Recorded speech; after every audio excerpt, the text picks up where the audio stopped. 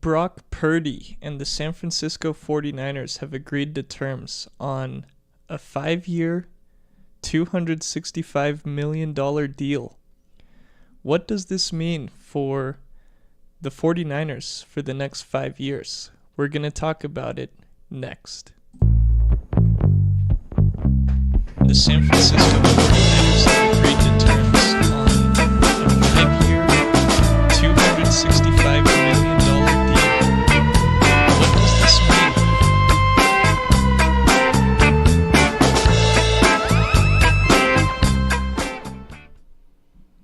All right, welcome in to another episode of the Soder Report. My name is Kyle Soder. Brock Purdy, minutes ago, has agreed to terms with the contract with the San Francisco 49ers. I haven't gotten a chance to talk about it much in the past. My position overall is there's going to be a big reaction out of today's news. Some people are going to say he's overpaid. Some people are going to say he's just right. Some people are even going to say he's underpaid and that the 49ers got a steal. However, my opinion has been that we need to see the structure of this deal first. We need to see exactly what the breakdown of this deal is, and I'm going to show you another quarterback deal that is similar to Brock Purdy's deal in terms of their number, in terms of their average annual value, but I'm going to show you how that contract is structured and how it makes that deal a really good deal. And I hope the 49ers did this deal within a structure similar to that.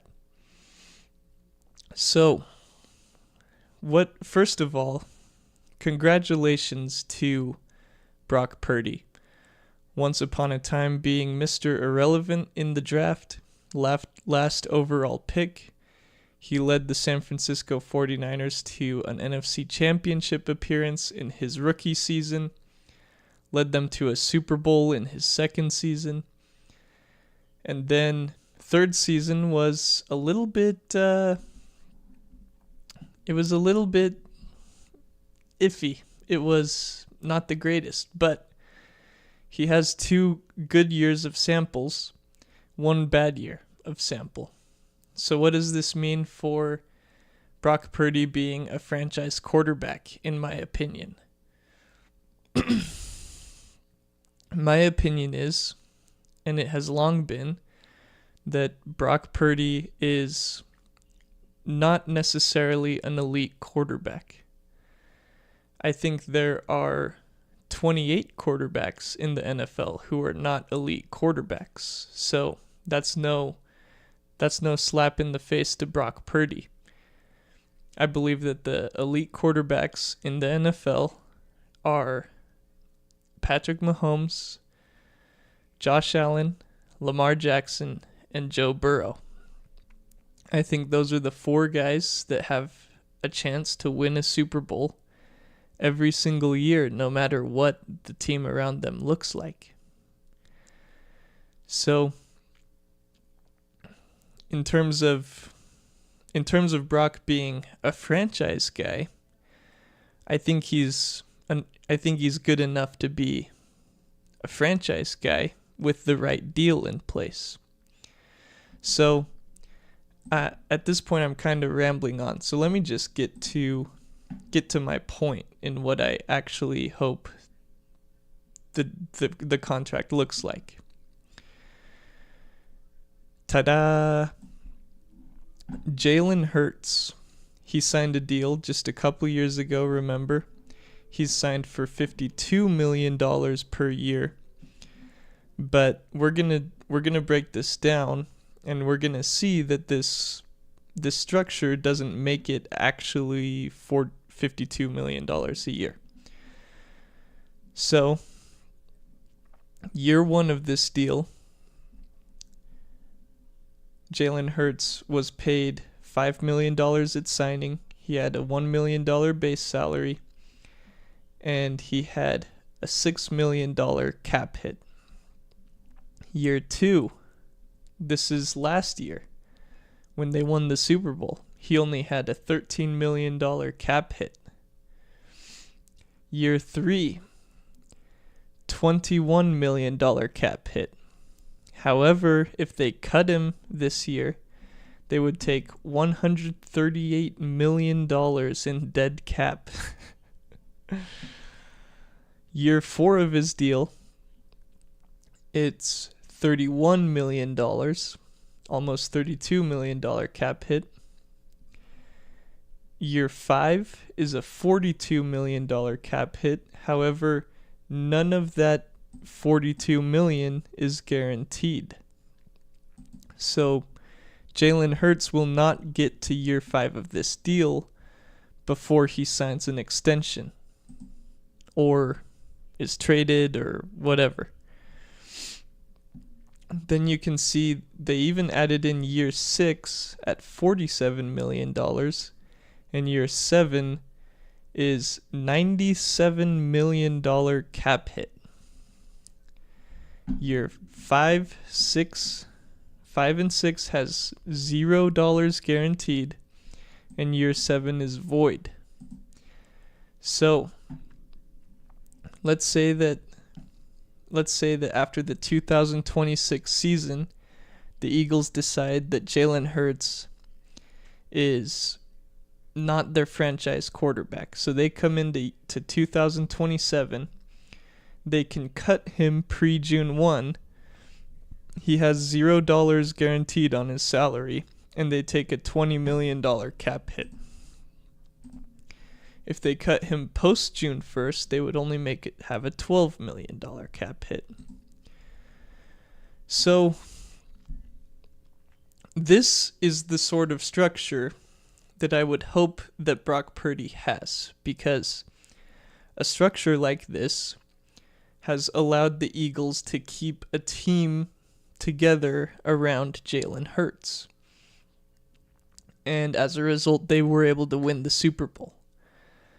If Brock Purdy has a contract similar to, let's say, Deshaun Watson, then he's not a good enough quarterback to carry the team. He's not a good enough quarterback to overcome the team's deficiencies. It's just not who Brock Purdy is, and it's not who we should expect him to be. He's not one of those top 4 elite guys. He's depending on who you ask, he's somewhere around the 10th best quarterback in the league. So with him being the 10th best quarterback in the league, he probably doesn't deserve a contract fully guaranteed like Josh Allen just got. This contract needs to be backloaded with some funny money at the end. Like Jalen Hurts had that $97 million cap hit, and it can't be. There has to be an out after a couple years. After 2 or 3 years, you need to have an out built into this contract. So, that being said, should the 49ers have paid him if he's not one of those elite guys? Because there is a big debate about whether or not you should pay a quarterback unless there's a lot of argument whether or not you should pay a quarterback if he's not an elite quarterback. And there have been a lot of teams. I don't think that the Jacksonville Jaguars think Trevor Lawrence is an elite quarterback, but they paid him anyway. I don't think that the Cowboys think that Dak Prescott is an elite quarterback, but they paid him anyways. So the sentiment around the league is you do pay a guy even if you don't think he's elite, because he's a guy that can get the job done with the team around him. So if the deal allows the 49ers to keep a team around Brock Purdy, great. Got a thumbs up here from the Soda Report. But if it's a deal that is going to require Brock Purdy to put the team on his back and win games with an inferior roster around him, then it's going to be a long 5 years. So that's sort of my quick take on the Brock Purdy extension. Right now we don't have a lot of information right now, unfortunately. Just looking through some recent tweets, it's just that guaranteed. Oh, let's get to the guaranteed. I forgot about the guaranteed. He was guaranteed $181 million in this deal. That puts him at 7th in the National Football League. So both his $53 million average annual value and his $181 million guaranteed puts him 7th in the NFL. Currently, I don't know if Brock Purdy is the seventh best quarterback in the NFL. I would take the 4 elite guys that we all know. Mahomes, I'd probably take Lamar Jackson over Josh Allen personally. Josh Allen, Joe Burrow. I'd take Herbert. I'd take Stroud. I'd take Jaden Daniels. I'd take Matt Stafford.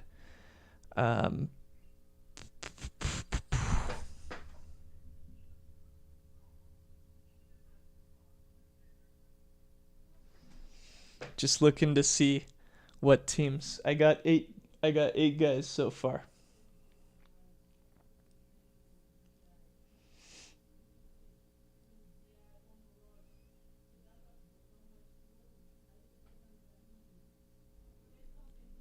I'd take Jalen Hurts over Brock Purdy right now. He's a Super Bowl champion, remember, so you've got to give him that at 9. At least at 9. You probably put him up a little bit.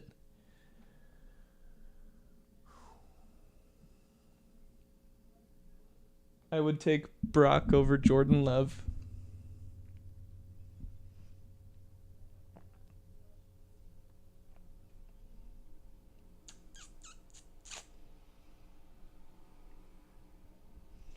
So Brock is, I don't have like a quarterback ranking per se, but I just named 9 guys that just a quick look through around the NFL quarterbacks. I named 9 guys that I think are better than Brock Purdy.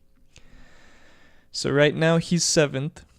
Remember, Jimmy Garoppolo at one point was the highest paid quarterback in the NFL. So I don't think there's going to be another quarterback deal that tops Brock Purdy this offseason. But next offseason there probably will be. And I'm drawing a blank on 2023 quarterbacks right now. Quarterbacks drafted in 2023. I believe it's... Yeah, I can't remember. But there'll be some quarterbacks to overtake Brock in the future, probably a year from now. And the contract is just going to look better as time goes on. So keep in mind that right now, if you think whatever you think of the contract, in a year, it's going to look slightly better. In 2 years, slightly better. 3 years, better. And it's just going to keep getting better as time goes by. So 7th in average annual value, 7th in guaranteed money. And there's only gonna be more quarterbacks to beat that. So I think it's okay. I think he's paid around the right price. A lot of people, a hot topic of debate was if Trevor Lawrence and Tua Tagovailoa and Dak Prescott all got paid, then Brock Purdy should get paid as much as them. And it looks like the NFL in its entirety has agreed that the Dak Prescott contract is overpaying for a guy. Because Josh Allen didn't even get that much. He chose more guaranteed money. And when you're talking about quarterbacks that get their deals, average annual value, it isn't really negotiable. Every single quarterback lately, whether they're mediocre or if they're really good, they've gotten $50 to $60 million. But the structure is what makes it different. Josh Allen has the most guaranteed money in the NFL right now. So we'll just have to see. We'll just have to wait and see. Don't freak out right now. We're going to break this down as soon as we get more details. We're going to break down the structure, whether I like it or not. And you guys can let me know as well whether you like this or not. But for me personally, I'd like to see cap hits year 1 less than 15 million, year 2 less than 25, year 3 less than 35, and then a clear out after year 3. And then the cap hits can ramp up at the end. But that's just what I'd like to see. Less than 15, less than 25, less than 35, an out, and then skyrocket the cash. So I don't really have anything else to talk about. I've sort of been rambling on a little bit throughout this podcast, but I hope I made sense. I hope I was able to make my points in a manner that was clear and concise. I have no opinion on the contract yet. I don't know if it's a good contract or a bad contract. We just have to wait. So don't freak out. Don't let anyone tell you he's over or underpaid right now, because we don't know the structure. So let me know what you think in the comments. How good is Brock Purdy? Am I wrong for saying he's around the 10th best in the league? Is he higher? Is he lower? Let me know what you think. And we're gonna follow up on this as soon as that structure gets released. So, thank you for tuning in to another episode of the Soda Report. I hope you all have a nice day.